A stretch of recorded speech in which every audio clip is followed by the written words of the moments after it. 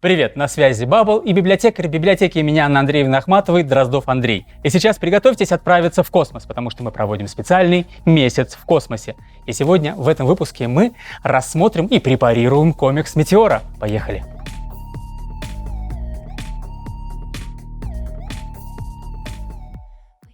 Комикс «Метеора» был выпущен в 2014 году. Всего в этой серии насчитывается 9 томов, и это законченная история. «Метеора» вместе с серией комиксов «Экслибриум» была выпущена чуть-чуть позже, чем основная линейка главных героев компании Бабл, таких как Майор Гром, Бесобой и Инок и Красная Фурия. Главной отличительной чертой именно этой серии является то, что «Метеора» отправила компанию Бабл в космос на сверхзвуковых скоростях.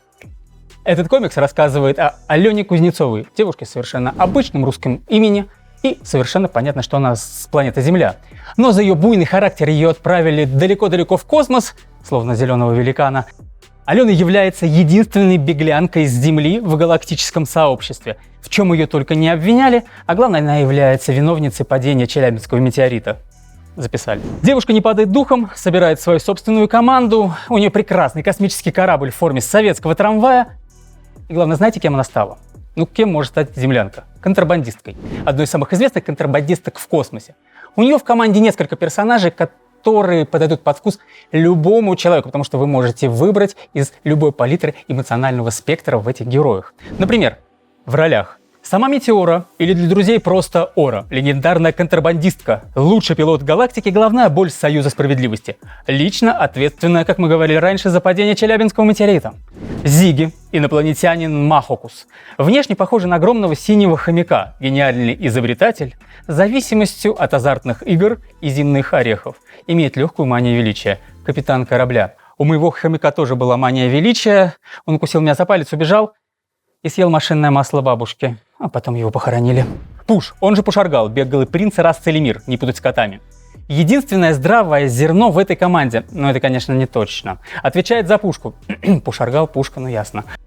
Тео, капитан конкурирующей команды контрабандистов, потому что каждой уважающей себе легенде нужен соперник, саркастический изгнанник своего народа с талантом влипать в приключения так же часто, как и главная героиня нашего повествования девушка Ора или Метеора. Основным художником серии является Константин Тарасов, знакомый вам по серии «Экслибриум» и «Майор Гром».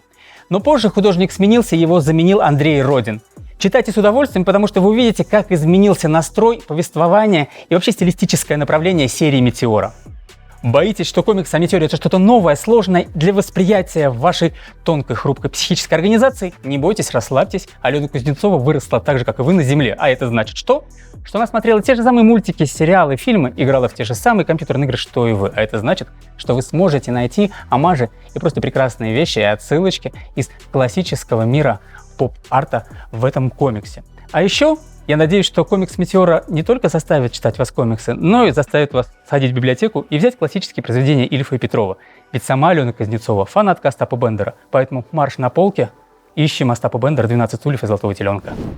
Если Марвел сразу полетел в космос, то у DC не было историй космических, да? И первый, кто их отправил в космос, это вот как раз-таки Волковский, любимый. Кирби был первым, кто DC отправил в космос. У них не было космических, вот таких вот прям вселенских историй. Там кто-то летал в космос, откуда-то прилетал, но таких вселенских историй не создавали от Кирби. И мне кажется, на это нужно апеллировать, что «Метеора» является именно такой серией, которая запустила серию Бабл в космос. «Сокол» — это уже продолжение фактически, потому что уже до «Сокола» она была в космосе.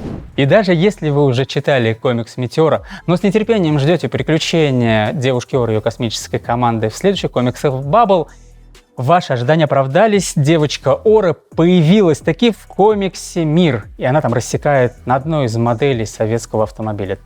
Было ли это Иж с оцинковкой Лада Приора или Лада Баклажан, а может быть и Волк 2110?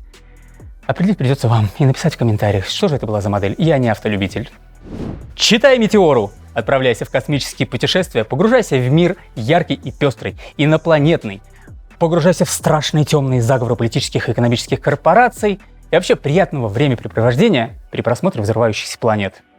А главное, драйву, который вы найдете внутри себя при прочтении этого комикса, позавидую даже Стражи Галактики. Космоопера ждет. Вперед!